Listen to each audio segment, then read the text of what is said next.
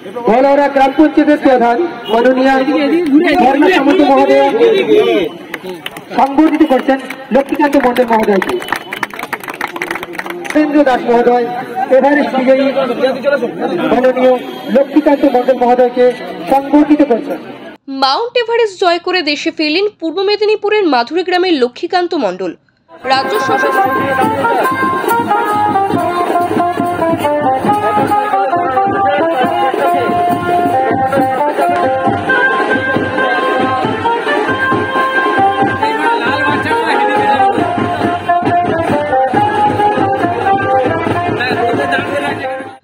সশস্ত্র পুলিশের ৩ নম্বর ব্যাটালিয়নের কনস্টেবল ছিলেন তিনি।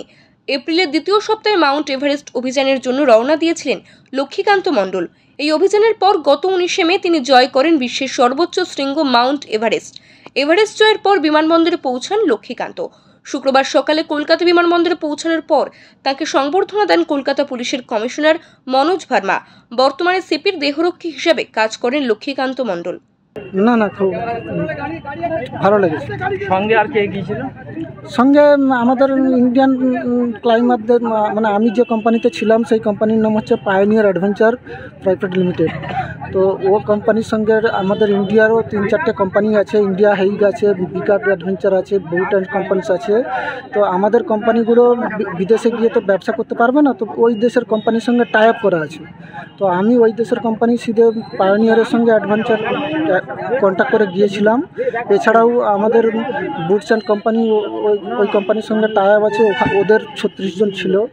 তো তার মধ্যে হায়দ্রাবাদের ছেলেমেয়েরা ছিল, কেরালার ছেলেমেয়েরা ছিল, গুজরাটের ছেলেমেয়েরা ছিল, হরিয়ানা, চণ্ডীগড়, নাকি আমাদের ইন্ডিয়ান টিম একটা ছিল।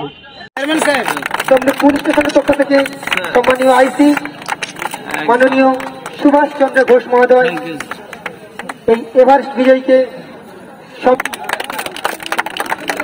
আপনারা সকলেই জানেন তার এই প্রচেষ্টা একদিনে সুসম্পন্ন হয়নি।